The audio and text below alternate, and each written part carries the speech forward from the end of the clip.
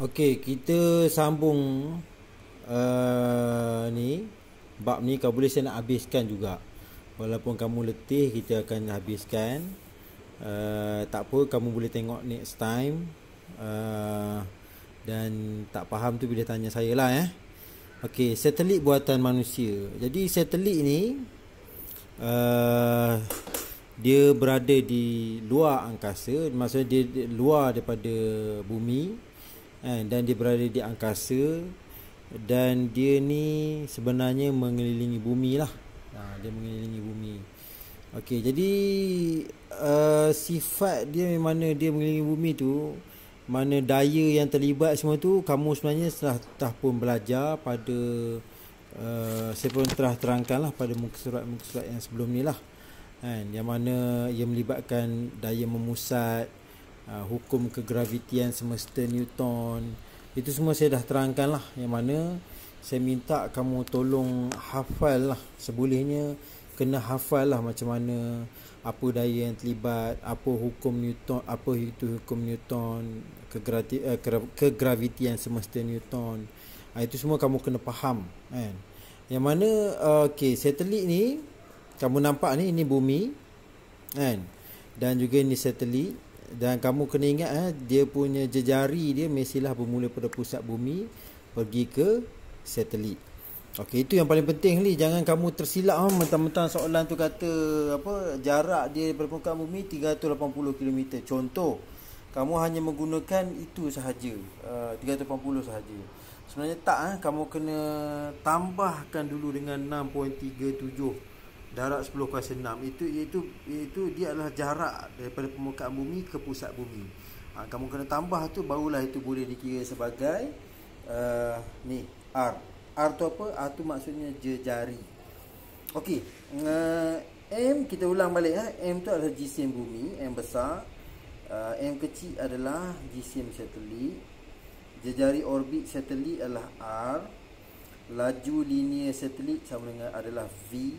Ni dia punya ni dia simbol-simbol dia. Tempoh orbit adalah T besar.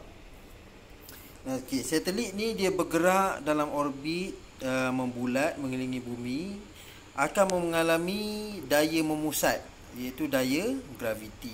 Okey, daya memusat yang mana saya telah terangkan sebelum ni, dan juga daya graviti pun telah diterangkan sebelum ini. Jadi daripada formula, okey, daya graviti antara satelit dengan bumi, inilah dia daya gravitinya. Daya, bila mana daya memusat satelit, inilah formulanya. So daripada dua-dua ni kamu boleh wujudkan formula yang baru dengan macam mana. Okey, daya memusat adalah sama dengan daya graviti. Maksudnya nilai F ni dengan nilai F ni adalah sama. Nilai F ni dengan nilai F ni adalah sama. Jadi kita boleh jadikan dia macam ni. Dia punya formula dia. M2 ni kita tak sini, sama dengan GMM ni bahagi dengan R kuasa 2 ni macam ni. Sebab apa? Kenapa boleh macam ni? Kamu mungkin tanya pada saya, macam mana boleh macam ni, cikgu? Sebenarnya nilai F ni dengan nilai F ni adalah sama. Nilai dia sama. Sebab tu kita boleh wujudkan macam ni. Bila mana kita wujudkan macam ni, kita potongkan yang mana nilainya sama, iaitu R. R ni kamu boleh potong ni, potong ni. Kamu potong dua-dua potong, tinggallah jadi MV2. Okey, kita buat satu-satu supaya kamu nampak Okey, kita dah samakan dia dua ni. Yang ni kita potong, yang ni kita potong satu. Jadi kamu akan tinggal lah MV2 GMM bahagi R1 sahaja kan. Okey, tapi yang ni pun kamu kena potong juga sebab dia sama, ni sama. Okey, ini pun potong juga. Jadi kamu nampak sini V kuasa 2 samalah dengan GM bahagi dengan R. Nampak? Ini kamu akan dapat. Jadi V, kalau kita nak V sahaja, kita punca kuasa 2 lah. Punca kuasa 2 dan kita akan dapat. Inilah nilai, inilah rumusnya yang kamu dapat. Jadi untuk kamu tahu berapakah kelajuan satelit tu, dengan hanya kamu masukkan nilai-nilai ini saja ke dalam rumus ni, baru kamu akan dapat nilai kelajuan, kita panggil halaju satelit tersebut. Okey, kita pergi ke penerangan seterusnya. Kamu dah dapat Ni rumus dia untuk kamu mendapatkan laju linear satelit tersebut. Laju satelit tu bergerak mengelilingi bumi, berapa kelajuan dia. Okey, bila mana kamu dah dapat ni, jadi satu benda kamu nak kena tahu, GM ni adalah malar, maksudnya dia tetap. Bacaan dia semua tetap. M ni jisim bumi. Adakah jisim bumi berubah-ubah? Tidak. G tu graviti. Okey, graviti ni berubah-ubah ke? Tidak juga, kan? Jadi kita boleh anggap dia sebagai malar. Jadi apakah yang membezakan kelajuan satelit A dengan satelit B? Contoh macam ni. Okey, di permukaan nampak yang mengelilingi bumi ni ada 2 satelit. Sekarang ni apakah yang menjadi faktor yang menjadi faktor pergerakan satelit tersebut, kelajuan dia, apa sebenarnya faktor dia? Okey, sini dia nak terang kepada kamu bahawa GM ni adalah malar. Jadi yang tinggal hanyalah R tambah H, iaitu jejari orbit satelit tersebut sebenarnya yang mempengaruhi kelajuan ataupun laju linear satelit, kan? Okey, jadi sebenarnya habis tu cikgu, adakah satelit ni diletakkan pada kedudukan yang berbeza-beza? Yes, memang diletakkan pada kedudukan yang berbeza-beza. Ada satelit yang memang dia diletak sangat-sangat berdekatan dengan bumi. Ada satelit dia letakkan di luar daripada satu kawasan, yang mana dia berada jauh sedikit pada bumi. Jadi nanti kita akan pergi masuk lagi ke bab seterusnya. Kita akan tengok apa itu geopegun, apakah yang dimaksudkan dengan satelit bukan geopegun, kan? Jadi sebenarnya yang mempengaruhinya adalah kedudukan satelit itu sendiri. Ni H ni, kan? H ni yang mempengaruhi jejari satelit tu nanti, kan? Jejari ni ni ke sini, ni permukaan bumi ni ke satelit tu. Itulah sebenarnya faktor yang mempengaruhi nilai kelajuan satelit tersebut. Okey, satelit buatan manusia boleh dilancar untuk kekal mengorbit pada ketinggian yang tertentu mengelilingi bumi dengan jejari orbit R. Jika satelit itu diberikan laju linear satelit sama dengan V sama dengan GM bahagi dengan R. Ini kita dah dapat dah. Okey, jadi rajah 3.35 menunjukkan sebuah satelit sistem kedudukan sejagat, GPS dia. GPS. Okey, jadi sini dia nak beritahu kepada kamu adalah satelit ni, and dia akan mengelilingi bumi pada kelajuan tertentu bergantung kepada dia punya apa? Jejari orbit ni. Jejari orbit ni sebenarnya mempengaruhi. Okey, kamu tengok situ jejari bumi. Jejari orbit sama dengan jejari bumi bahagi dengan ketinggian orbit. Jadi ketinggian ni lah H ni, iaitu jejari bumi ni. Jadi R besar tu adalah apa dia? R besar ni daripada pusat ke permukaan bumi. H ni ketinggian satelit. R ni jejari bumi. Jadi kamu dapat tengoklah R kecil sama dengan jejari bumi dah ditambahkan dengan ketinggian orbit. Okey, sini dia elaborate sikit, dia cerita lebih sikit. Okey, ketinggian H 220,200. 20,200 darabkan 10,000 meter. 1,000 meter. Jadi bila mana kamu darabkan 1,000 meter, kamu dapat 2.02 darab 10^7 meter. Kemudian jejari orbit, okey, 6.37. Ini adalah permukaan pusat, daripada pusat bumi ke permukaan tambahkan dengan ketinggian orbit. Ketinggian satelit tu berada kat mana. Jadi kamu akan dapatlah jejari orbit dia. Okey, laju linear satelit adalah GM. GM ni, G ni dia punya kekal lah, dia punya bacaan yang kekal, yang maksudnya bacaan yang malar, kan? M tu adalah jisim bumi. Okey, yang ni adalah dia punya graviti dia. Darab ni, okey, bahagikan 2.657, maka kita dapatlah dia punya kelajuan dia. Dia punya laju linear dia adalah 3.87 darab 10^3 meter per second. Okey, ini adalah cara macam mana kita nak kira laju linear satelit lah. Jadi ketinggian ni biasanya akan berubah-ubah. Ketinggian satelit tu akan berubah-ubah. Ada satelit diletakkan pada ketinggian yang lebih tinggi, ada yang lebih rendah, ada yang berdekatan dengan permukaan bumi. Okey, dalam orbit yang stabil, laju linear satelit adalah V sama dengan Gm bahagi dengan R. Ini dia formula dia.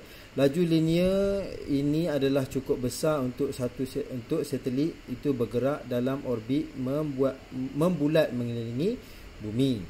Pecutan memusat satelit itu adalah sama dengan pecutan graviti. Jadi pecutan memusat dia sama dengan pecutan graviti.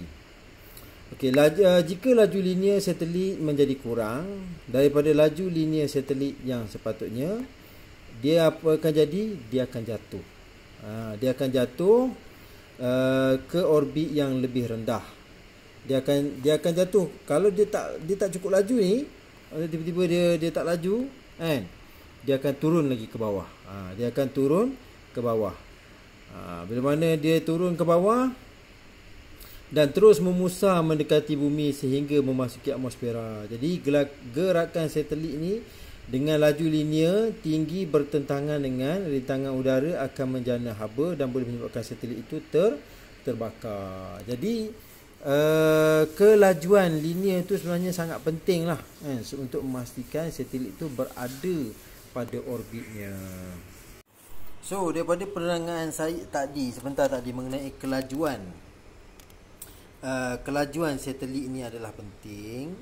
Kamu dapat tengoklah sendiri, kan, sekiranya dia tak bergerak pada kelajuan yang diperlukan, dia memang akan jatuh ke bumi, ke permukaan bumi. Sebab apa? Okey, daripada kamu tengok formula ini, kamu akan dapati V adalah berkadar songsang dengan jejari, kan?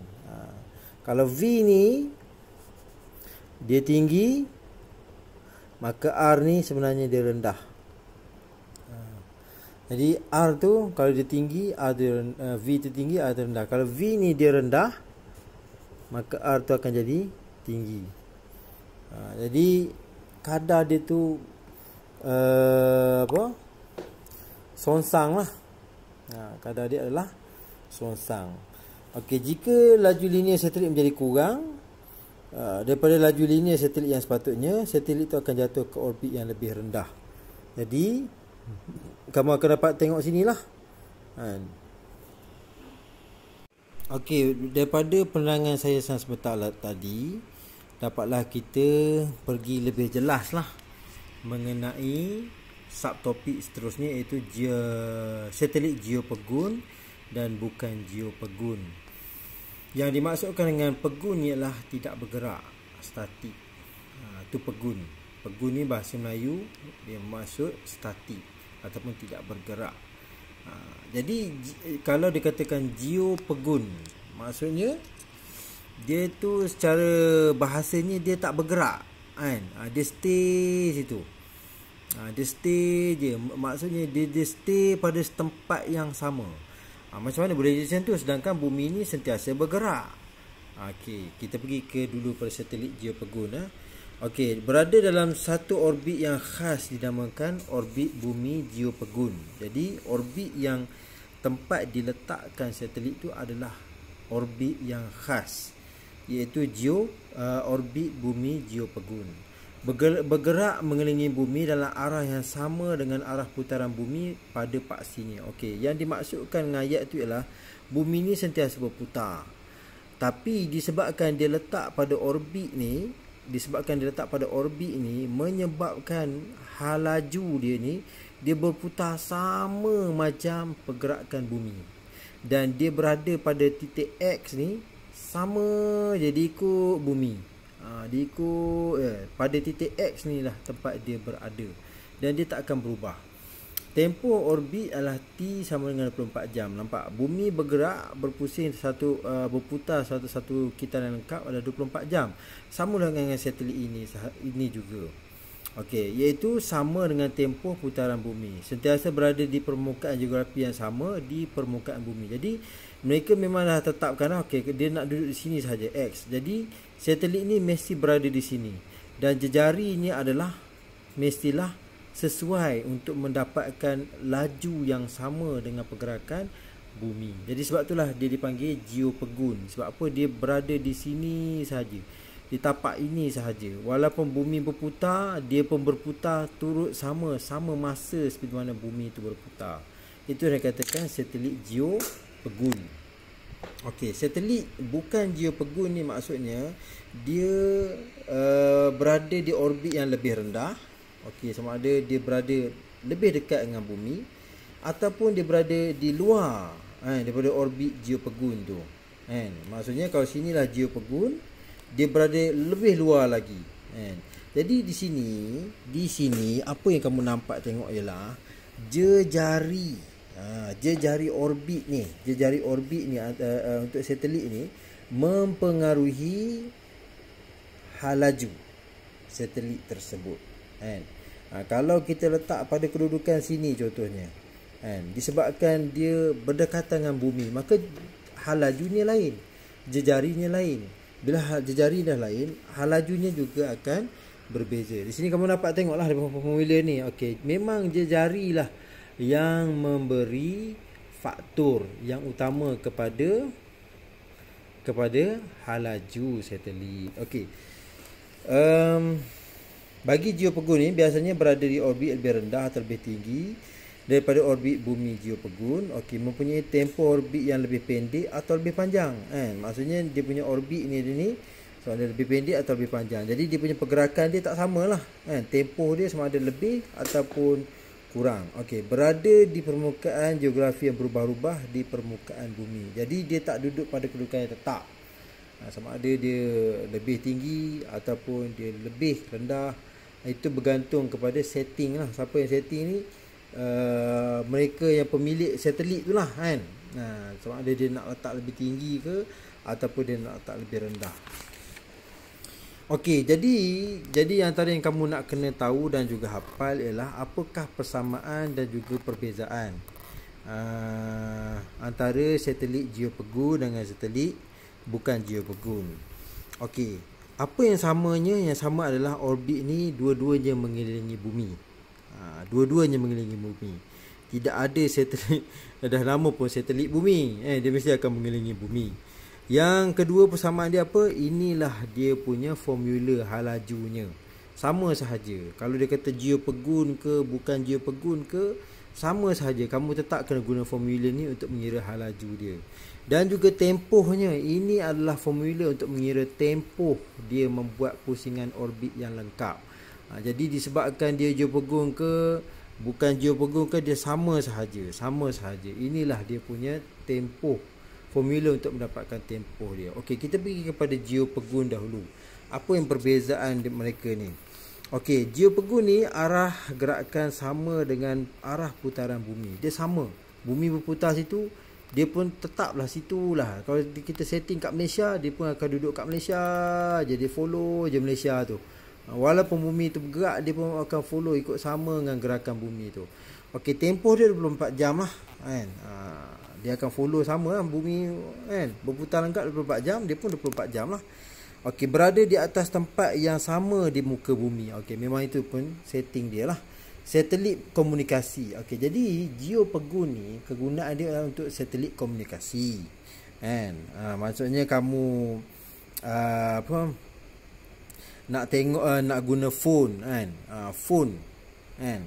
Memang kamu dia mesti daripada kedudukan tepat. Di Malaysia saja. Kalau contoh dia beralih tempat, macam mana nak sambungkan line tu dengan tempat yang lain kan. Dia dah berubah tempat. Sebab itulah pentingnya satelit geopegun ni adalah untuk apa? Salah satu pentingnya adalah untuk satelit komunikasi kan. Dan nama satelit Malaysia punya yang mana geopegun adalah Niasat. Nama dia sama sekarang ni lah. Okey, kita pergi pada bukan geopegun pula. Bukan geopegun ni arah gerakan dia tak perlu sama dengan arah putaran bumi. Sebab apa? Sebab apa? Dia sama ada kedudukan jejarinya. Jadi kadang-kadang dia laju. Ada itu lebih lambat berbanding bumi. Okey, T lebih pendek atau lebih panjang daripada permukaan bumi. Seperti mana saya beritahu kepada kamu, jari dia sama ada lebih pendek ataupun lebih panjang daripada setting yang bukan setting yang geopegun punya. Okey, berada di tempat di atas tempat yang berubah-ubah di muka bumi. Jadi untuk pengetahuan kamu, kan, kadang-kadang tempat dia tu, kan, kalau macam bumi kan dia bergerak, kan, dia bergerak, jadi dia tak berada satu tempat yang sama seperti mana yang kamu tengok ni. Untuk miasat ni dia tak sama. Yang geopegun ni duduk satu tempat tu je, dia permukaan bumi tu saja. Tapi kalau macam yang ni, bila mana bumi tu bergerak, kan, ada macam kalau dia lalu gunung Everest, jadi dia punya jarak tu dah berubah, kan. Lepas tu kalau dia lalu kawasan lembah pula, kan, jarak satelit tu dengan kawasan lembah tu pun berubah-ubah juga. Okey, pengimejan. Jadi apa kegunaan dia? Untuk pengimejan bumi, kan, nak tengok bumi. Dan kita nak tengok GPS, kan. GPS menggunakan ni, satelit ni, bukan geopegun. Okey, dan juga kaji cuaca, nak tengok ada tak awan-awan yang bergerak. Kalaulah duduk situ je satelit, macam mana kita nak tahu awan-awan daripada kawasan-kawasan lain, kan. Dia perlu juga bergerak supaya kita tahu. Jadi ini untuk bukan geopegun punya. Dan nama-nama satelitnya adalah Tiongsat, Razaksat, Pipit, ISS. Okey, ini antara satelit-satelit contoh nama dia untuk bukan geopegun.